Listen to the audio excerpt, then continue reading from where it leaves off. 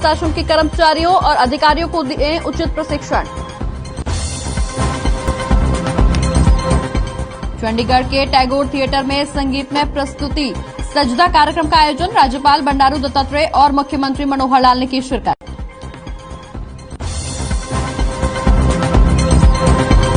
हरियाणा में प्रदूषण की मार, गुरुग्राम का AQI लेवल 307 के पार तो फरीदाबाद में AQI लेवल पहुंचा 400 के पार।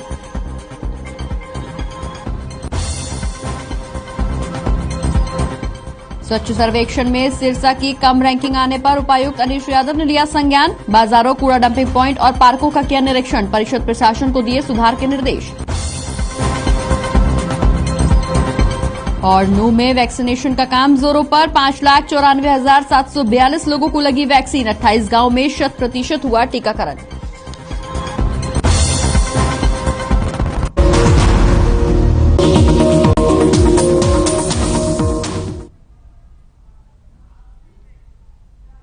नमस्कार, मैं हूं आपके साथ प्रगति चतुर्वेदी और आप देख रहे हैं हर खबर हरियाणा। तमाम बड़ी खबरों की शुरुआत इस वक्त की बड़ी खबर से करेंगे, जहां दिल्ली से इस वक्त की बड़ी खबर निकल करके सामने आ रही है। केंद्रीय मंत्रिमंडल की बैठक आज होगी। इस वक्त की बड़ी खबर, पीएम मोदी की अध्यक्षता में यह बैठक की जाएगी। कृषि कानून वापसी पर मोहर लग सकती है इस बैठक के दौरान। तो केंद्रीय मंत्रिमंडल की बैठक आज होगी।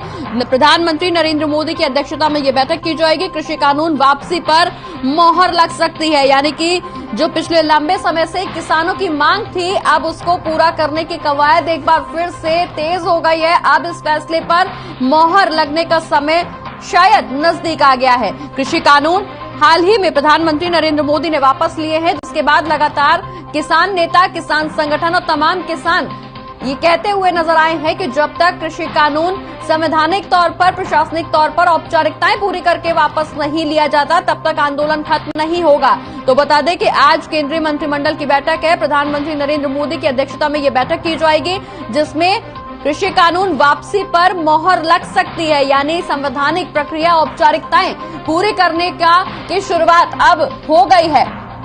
इस बैठक में औपचारिकताएं पूरी करने की शुरुआत हो सकती है। प्रधानमंत्री नरेंद्र मोदी की अध्यक्षता में यह बैठक की जाएगी। केंद्रीय मंत्रिमंडल की बैठक आज होनी है। कृषि कानून वापसी पर इस दौरान मोहर लग सकती है। तो इस वक्त की बड़ी खबर, केंद्रीय मंत्रिमंडल की बैठक में आज तमाम लोग शिरकत करने पहुंचेंगे। पीएम मोदी की अध्यक्षता में इस दौरान ये बैठक होनी है। बता दें कि इसमें तमाम मंत्री शिरकत करेंगे, जहां कृषि कानून वापसी पर मोहर लग सकती है। पिछले लंबे समय से कृषि कानून को रद्द करने की मांग की जा रही थी। हाल ही में प्रधानमंत्री नरेंद्र मोदी ने कृषि कानून को रद्द करने का फैसला लिया। ये बहुत बड़ा ऐलान प्रधानमंत्री की तरफ से किया गया था, जहां कृषि कानून वापस लेने का ऐलान प्रधानमंत्री नरेंद्र मोदी ने किया था। वहीं अब आज केंद्रीय मंत्रिमंडल की बैठक होनी है। हालांकि लगातार किसानों का विरोध और आंदोलन देखने को मिल रहा था। राकेश टिकैत का कहना भी सामने आया था। उन्होंने कहा था कि जब तक इस पर औपचारिक तौर पर घोषणा नहीं होती है, संसद सत्र में संवैधानिक प्रक्रियाएं पूरी नहीं की जाती और इस पर मोहर नहीं लग जाती है, तब तक ये आंदोलन खत्म नहीं होगा। किसान अपने घरों की वापसी नहीं करेंगे। ऐसे में केंद्रीय मंत्रिमंडल की जो बैठक आज हो रही है, वो कई मायनों में अहम मानी जा रही है। इस बैठक में किसानों को शायद राहत मिल सकती है, क्योंकि कृषि कानून वापसी पर मोहर लग सकती है, यानी जो भी संवैधानिक प्रक्रियाएं होंगी उसकी शुरुआत आज हो सकती है।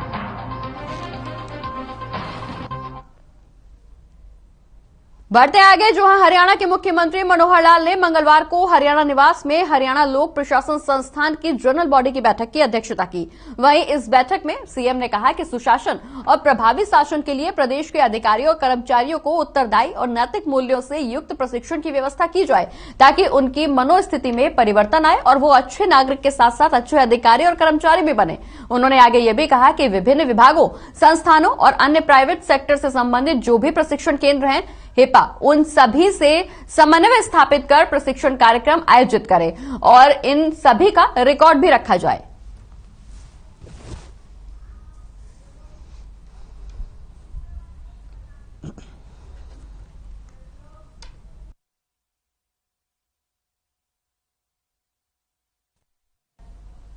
तो लोक प्रशासन संस्थान की बैठक हुई है। बता दें कि इस दौरान मुख्यमंत्री मनोहर लाल ने इस बैठक की अध्यक्षता की, जहां बैठक में सीएम ने कहा कि सुशासन और प्रभावी शासन के लिए प्रदेश में अधिकारियों और कर्मचारियों को नैतिक मूल्यों से युक्त प्रशिक्षण की व्यवस्था की जानी चाहिए।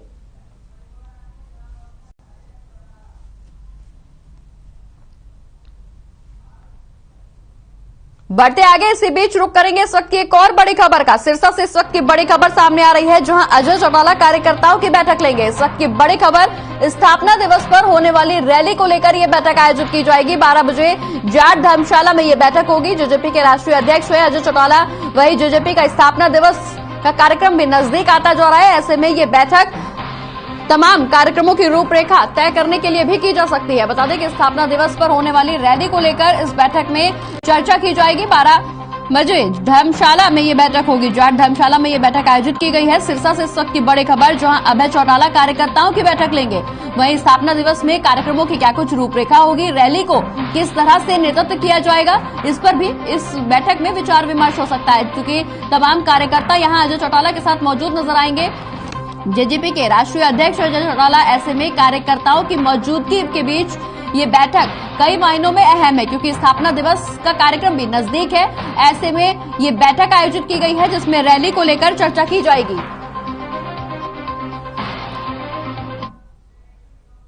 बढ़ते आगे, जहां हरियाणा सरकार के विभिन्न वर्गों के लोगों को पेंशन दी जा रही है। बता दें कि इसलिए सिरसा के लोगों ने हरियाणा सरकार का आभार भी जताया है।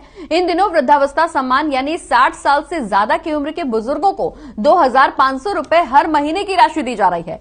सिरसा के बुजुर्गों का कहना है कि ये वो पिछले कई सालों से वृद्धावस्था सम्मान के तौर पर हरियाणा सरकार से पेंशन ले रहे हैं और उन्हें पेंशन लेने में किसी भी प्रकार की कोई दिक्कतों का सामना नहीं करना पड़ रहा है। वहीं डिस्ट्रिक्ट सोशल वेलफेयर ऑफिस की ओर से जारी किए गए आंकड़ों के मुताबिक सिरसा जिले में करीब 1,08,640 बुजुर्गों को 2,500 रुपए हर महीने बुढ़ापा पेंशन दी जाती है। इसके अलावा 42,337 विधवा महिलाओं को भी 2,500 रुपए प्रति महीना विधवा पेंशन दी जा रही है। इन योजनाओं में से एक योजना का नाम ड्रॉप पेंशन योजना है। इस योजना के जरिए हरियाणा के ऐसे लोगों को पेंशन दी जाती है जो शारीरिक रूप से बौने होते हैं।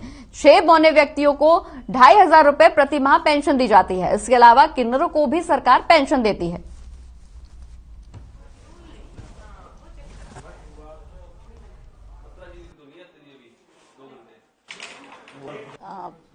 डेढ़ साल हो गए बेटा मिलती ना, सरकार के भी मैं 2,500 करांगा, भी 2,500 हमारी कर दी पेंशन सरकार की, कर खाता में आ जाए बेटा। के होगा सरकार पेंशन देवे, बढ़िया काम करा के मैं के खाड़ा खोद गया बड़ा मान तो अच्छा 2,500 मिल जाए महीना का, घरे बैठे आने और हमारे खाते में जमा हो जाए।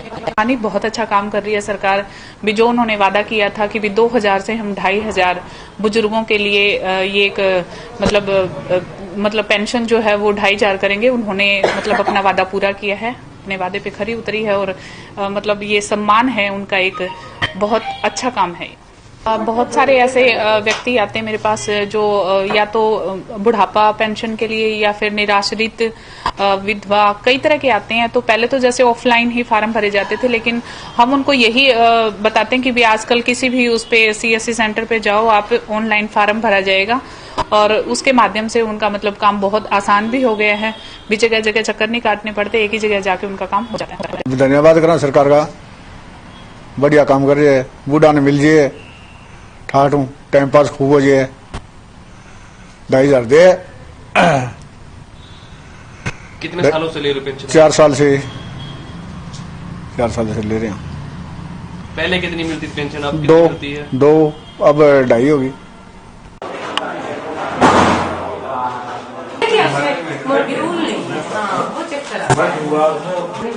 मतलब जी दुनिया के लिए भी 2 घंटे।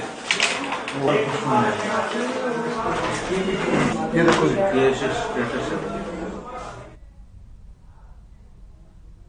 बढ़ते आगे, इसी बीच रुक करेंगे इस वक्त की एक और बड़ी खबर का। एक और बड़ी खबर सामने आ रही है, जहां सीएम ने गुरु तेग बहादुर को नमन किया है। इस वक्त की बड़ी खबर, गुरु तेग बहादुर का संदेश यहां ट्वीट किया है सीएम ने। दीनबंधु सर छोटू राम को भी नमन किया गया है। छोटू राम का वंचितों के कल्याण में बड़ा योगदान, ये बयान भी सीएम की तरफ से सामने आया है। इस वक्त की बड़ी खबर चंडीगढ़ से, जहां मुख्यमंत्री ने गुरु तेग बहादुर को नमन किया है। गुरु तेग बहादुर का संदेश भी ट्वीट किया है।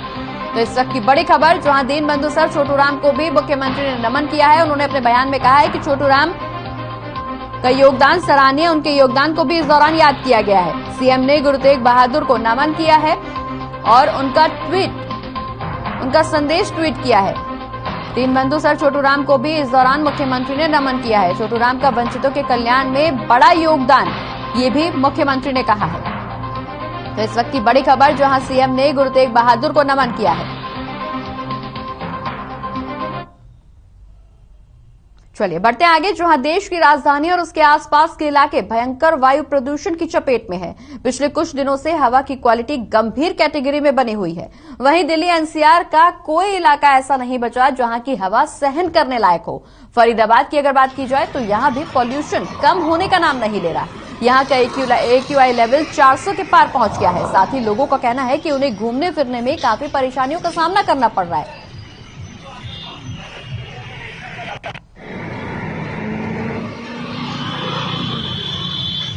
पूरा धुआं सा होता है जी, पोल्यूशन बहुत ज्यादा है। जब सुबह में आते हैं तो पूरा अंधेरा सा होता है और सांस की भी दिक्कत आती है लेने में। जो बुजुर्ग लोग हैं उन्हें ज्यादा दिक्कत होती है। क्या लगता है नगर निगम प्रशासन ने कुछ ऐसा कार्य किया है? कुछ भी ऐसा नहीं किया, हमने तो देखा नहीं, न पेड़ों पर कोई छिड़काव किया है, न रोडों की सफाई है। तो पूरी गंदगी फैली हुई है और पोल्यूशन बहुत ज्यादा है। जो व्यवस्था है उसके अनुसार तो बहुत ज्यादा पोल्यूशन है और सांस लेने में बहुत ज्यादा दिक्कतें भी होती हैं और आंखों में जलन होती है। मैं तो कम से कम 10 दिन बाद अब घूमने के लिए निकला हूँ इसी कारण से, जो कि हमारे स्वास्थ्य के लिए बहुत ज्यादा हानिकारक है। मैं प्रशासन से मांग करूंगा कि इसमें जो भी प्रशासन की तरफ से कार्रवाई हो सकती है इस पॉल्यूशन को कम करने के लिए, वो सरकार को या प्रशासन को अपनी तरफ से ऐसे कार्रवाई करनी चाहिए।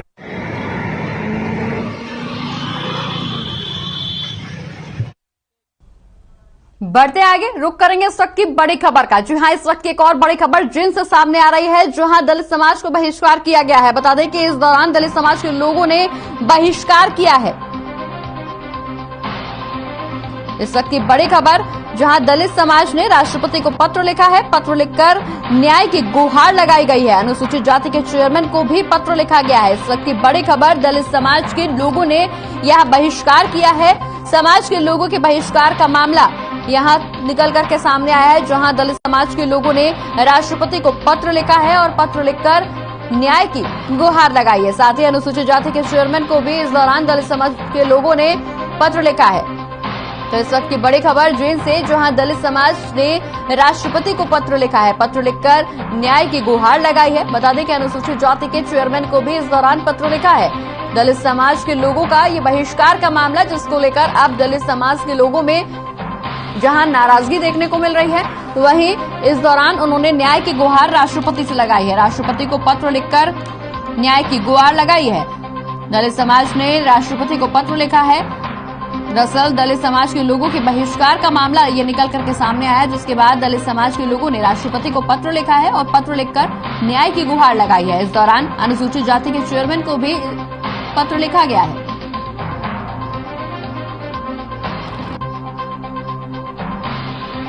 तो जिनसे इस वक्त की बड़ी खबर, जहां दलित समाज के लोगों का ये बहिष्कार का मामला निकल करके सामने आया, जहां दलित समाज ने राष्ट्रपति को पत्र लिखा है और न्याय की गुहार लगाई है। वहीं अनुसूचित जाति के चेयरमैन को भी पत्र लिखा गया है।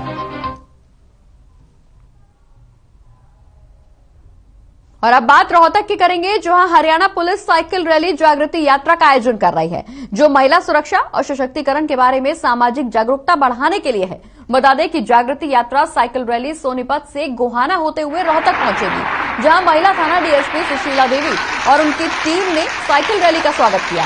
वहीं रैली में 16 प्रतिभागियों ने हिस्सा लिया और रैली का नेतृत्व 2 बार एवरेस्ट फतह कर चुकी हरियाणा पुलिस की एसीपी ममता सोदा कर रहे हैं। बता दें कि 25 दिनों में 23 जिलों को कवर करते हुए ये साइकिल रैली करीब 1194 किलोमीटर का सफर तय करेगी।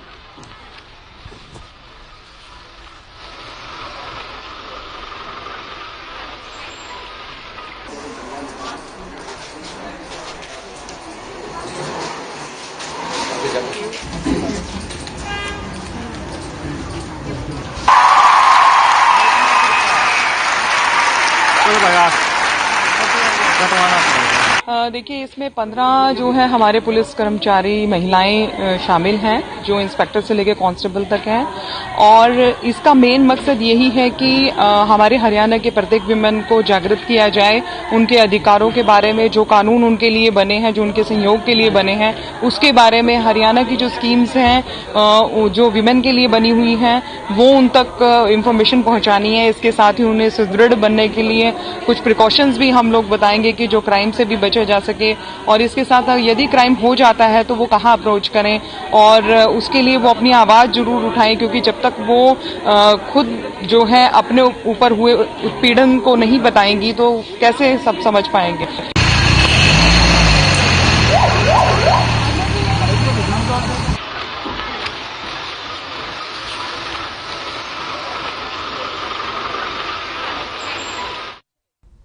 और इसी बीच गोहाना से इस वक्त की बड़ी खबर निकल करके सामने आ रही है, जहां लगभग 18.5 लाख की ठगी का मामला निकल करके सामने आया। इस वक्त की बड़ी खबर गोहाना से, जहां 18.5 लाख की ठगी का मामला निकल करके सामने आया। दरअसल मोबाइल टावर लोन के नाम पर यह ठगी की गई। गोहाना के गांव रिंढाना का यह मामला, जहां पुलिस ने 16 लोगों के खिलाफ केस दर्ज किया है। तो इस वक्त की बड़ी खबर गोहाना से, जहां 18.5 लाख की ठगी का मामला निकल करके सामने आया। दरअसल मोबाइल टावर लोन के नाम पर इस ठगी की वारदात को अंजाम दिया गया। वहीं गोहाना के गांव रिंढाना का ये पूरा मामला, पुलिस ने 6 लोगों के खिलाफ केस भी दर्ज कर लिया है। तो इस वक्त की बड़ी खबर, जहां पुलिस ने 6 लोगों के खिलाफ केस दर्ज किया है। दरअसल 18.5 लाख की ठगी का ये मामला निकल करके सामने आया है गोहाना के गांव रिंढाना से। इस दौरान 6 लोगों पर केस दर्ज किया गया है। हालांकि पुलिस अब लगातार कार्रवाई कर रही है, तफ्तीश पुलिस की जारी है। गिरफ्तारी के लिए भी लगातार जगह जगह पुलिस छापेमारी कर रही है। वहीं 6 लोगों के खिलाफ ये केस दर्ज किया गया है। लगभग 18.5 लाख की ठगी की गई है। मोबाइल टावर के नाम पर ये लोन देने के लिए ये ठगी की गई। दरअसल गोहाना का ये पूरा मामला, 18.5 लाख की ठगी यहां की गई। बता दें कि मोबाइल टावर लोन के नाम पर यह ठगी हुई। वहीं गोहाना के गांव रिंढाना का मामला, इस दौरान पुलिस ने 6 लोगों के खिलाफ मामला दर्ज कर लिया है। इस वक्त की बड़ी खबर गोहाना से, जहां 18.5 लाख की ठगी का मामला निकल करके सामने आया। बता दें कि मोबाइल टावर लोन के नाम पर यह ठगी की गई। गोहाना के गांव रिंढाना का मामला।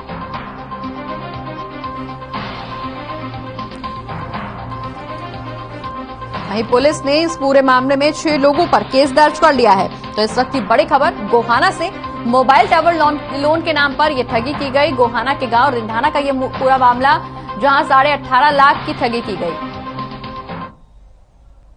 बढ़ते आगे, जहां प्रॉपर्टी डीलर एसोसिएशन सदस्यों का कल मंगलवार को बडाला रोड स्थित लघु सचिवालय में अप्रूव्ड कॉलोनियों की बंद पड़ी रजिस्ट्रियां खुलवाने की मांग को लेकर 13वें दिन भी धरना जारी रहा।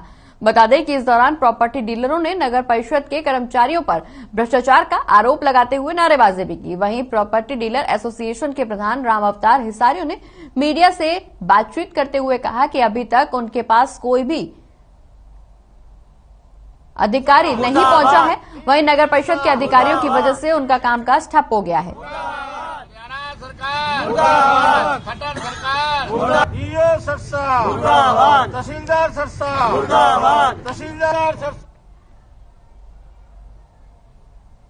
स्कूलों को खोले जाने की मांग को लेकर यूनाइटेड प्राइवेट स्कूल एसोसिएशन ने जिला उपायुक्त से मुलाकात की। इस दौरान उन्होंने ज्ञापन भी सौंपा। स्कूल संचालकों का कहना है कि पहले ही कोरोना के चलते बच्चों की पढ़ाई प्रभावित हुई है।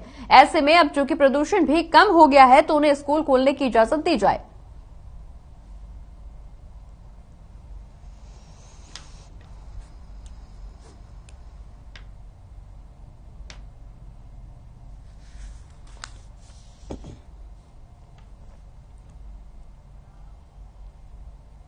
और गोला चीका उपमंडल के गांव हेमू माजरा में बीएलओ सुपरवाइजर प्राध्यापक राजा सिंह झिंझुन ने वॉलंटियर रेड क्रॉस टीम के साथ नए वोट बनवाने के लिए जागरूकता अभियान चलाया। इस दौरान 27 और 28 नवंबर को हेमू माजरा के मतदान केंद्र पर सुबह 9 बजे से 5 बजे तक नए वोट बनाए जाएंगे। बता दें कि इस दौरान 18 या 18 से ज्यादा की उम्र के युवा लड़कों और बेटियों के वोट बनाने के लिए लोगों को जागरूक भी किया गया।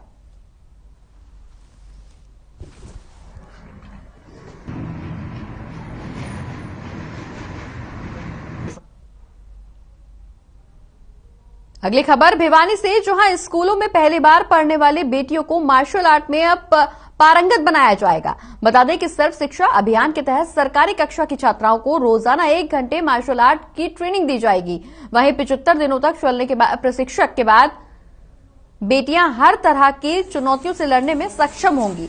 शिक्षा विभाग ने सीनियर सेकेंडरी स्कूलों में योजना को लागू कर दिया है, जिसके चलते बेटियों ने मार्शल आर्ट की ट्रेनिंग लेनी भी शुरू कर दी है। उसका फेस वो कवर करेगा, लेकिन हमें देखना है कि इसी से हमने अटैक से बचना है। ये अगला पैर मारेगा,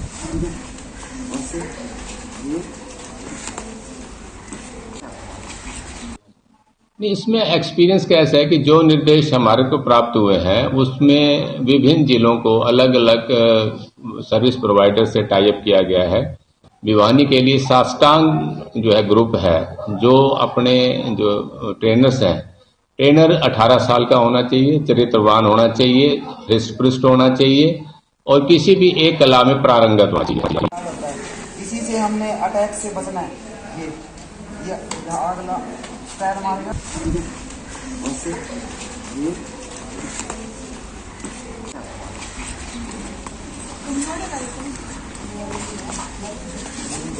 करो बेटा, ऐसे नहीं, खड़े ना रहो, सारे करो। बढ़ते आगे, जहां स्वच्छ सर्वेक्षण में कम रैंकिंग आने के बाद उपायुक्त अनीश यादव ने संज्ञान लिया। उन्होंने शहर के बाजारों, कूड़ा डंपिंग पॉइंट और पार्कों का निरीक्षण किया, जिसके बाद नगर परिषद प्रशासन को सुधार के निर्देश भी दिए। साथ ही ये चेतावनी भी दी कि अगर कोई अधिकारी कर्मचारी काम में लापरवाही बरतता है तो उसके खिलाफ सख्त कार्रवाई की जाएगी। इसके अलावा अनीश यादव ने आवारा पशुओं से शहर को मुक्त करने के लिए नगर परिषद को कार्रवाई के निर्देश भी दिए हैं।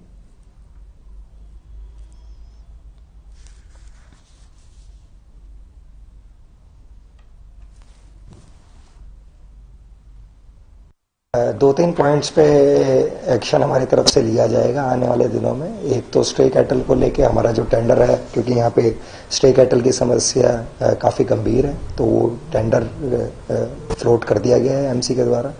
इसके अलावा जो हमारे सेकेंडरी पॉइंट्स ऑफ कलेक्शन है उनको रिड्यूस करके जो हमारी डोर टू डोर कलेक्शन है उस पर ज़्यादा स्ट्रेस करा जाएगा। वो हाउस होल्ड के अलावा जो हमारी जो कमर्शियल एस्टेब्लिशमेंट्स हैं वहाँ पे भी इस चीज़ को स्ट्रेस करा जाएगा। बढ़ते आगे, जहां स्वच्छता सर्वेक्षण में फिसड्डी रहा कनीना लगातार अब लोगों की निगाह में बना हुआ है। बता दें कि स्वच्छता सर्वेक्षण हुआ था जिसमें कनीना फिसड्डी साबित हुआ है। वहीं कनीना कस्बे को अतिक्रमण मुक्त बनाने और शहर की सुंदरता को सुधारने के लिए एसडीएम सुरेंद्र सिंह खुद बाजार में उतरे। दरअसल दुकानदार लगातार अतिक्रमण की शिकायत कर रहे थे, जिसके बाद एसडीएम ने बाजार का दौरा किया। साथ ही उन्होंने ये भी कहा कि अगर कोई दुकानदार नियमों का उल्लंघन करता है तो उसके खिलाफ कार्रवाई करते हुए चालान किया जाएगा। वहीं इस दौरान उन्होंने तहसील कार्यालय के बाहर व्यवस्थित तरीके से खड़े वाहनों को लेकर भी नाराजगी जाहिर की। बस स्टैंड और पुलिस चौकी के आसपास हुए अतिक्रमण को लेकर उन्होंने नगरपालिका और पुलिस को कस्बे को अतिक्रमण मुक्त कराने के आदेश भी दिए।